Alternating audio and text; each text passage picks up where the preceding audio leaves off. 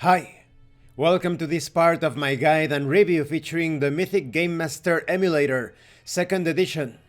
If you haven't seen the other parts of my review and guide, please check out the playlist in the description below. This time we are going to talk about lists, meaning, interpretation, and expectations. Mythic uses a simple list system to keep track of important goals and characters in your adventure. The threats list is for adventure objectives, while the characters list is for important non-player characters.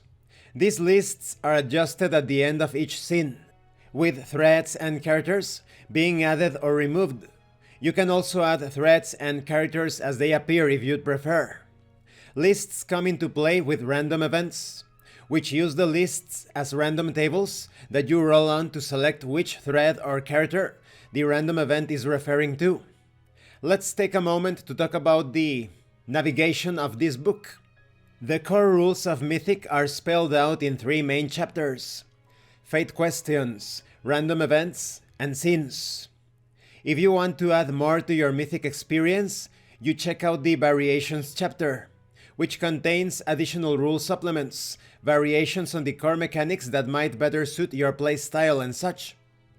If you're unfamiliar with solo role-playing games, you have a big example chapter detailing everything that you need to know on how to run a solo adventure. This is going to be invaluable for newcomers. And you'll find a quick reference guide to the core rules in the Rules Summary chapter. This is handy for when you need a brief refresher on Mythic's mechanics. The final portion of this book is a collection of all the tables and charts found throughout, gathered in one place for easy reference during play. These pages have had the top and bottom borders removed for cleaner printing, so that you can make copies for your own personal use. That is quite practical, but remember that the entire document is quite easy on the ink if you decide to print it because of the option to turn off layers. So as you can see, you can add as much complexity as you want in your solo role-playing game sessions. If you want, you can run an entire session using only the Fate Questions, Random Events, and Scenes chapters. If you want to go deeper or explore more nuances, then you dive into variations and such. Let's talk about meaning. Meaning tables serve a purpose beyond random events. They can also be used to add detail to your adventure without asking a fate question. Asking a yes or no question assumes that you have some expectations for the outcome. You might ask the question, is there a mushroom person in the cavern? Because you've encountered mushroom people in your adventure before, and have come to expect seeing them. However, there will be questions for which you have no expectations, and times when you want detail that doesn't fit easily into a yes or no framework. Questions about what something looks like or what someone does can fall into this category. In cases like this, you can get the information you need through meaning tables or through one or more fate questions. Both options can achieve the same narrative end, and the one you use in a given situation may simply depend on your preferences.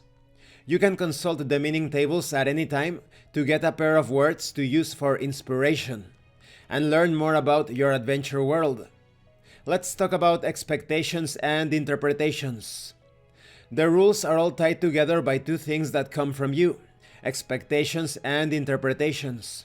The mechanics for generating adventures on the fly, while still informing a cohesive narrative, hinge on you following your expectations, testing those expectations with questions as you see fit, and interpreting the results of those tests. Your interpretations then become narrative facts, which feed into your ever-evolving expectations of what happens next. It's quite handy that you also have a coming to terms with terms table. This is basically a glossary of the different terms such as the chaos factor, characters, lists, random events, scenes, and such. Now, when it comes to expectations specifically, most Mythic play is done improvisationally. You decide in the moment what your player character does and how they respond to a given situation. You also improvise any details and circumstances in the adventure world that you don't feel the need to test. This is you following your expectations about the adventure. Your expectations are used in Mythic to determine what is happening in the adventure much of the time. These expectations will change throughout the adventure based on the events that unfold. Everything that happens in your adventure which you establish as narrative fact is context, and context is what you base your expectations on. As the context grows through play, your expectations become more developed. You follow your expectations when you are sure of them. But while your expectations will often be sufficient, you may choose to test them at any time. Usually, you'll do this when you aren't sure exactly what to expect, or when you have multiple possible expectations. Testing an expectation in Mythic is done through fate questions. You pose your expectation as a yes or no question, assign it odds based on your confidence in getting a yes answer, and roll on the fate chart. If you get a yes, then events unfold as you expected. If you get a no, then something else happens instead. Once you've tested your expectations with a fate question, you then interpret the answer you receive. Mythic provides a general framework of 4 possible answers to your questions: yes, no, exceptional yes, and exceptional no.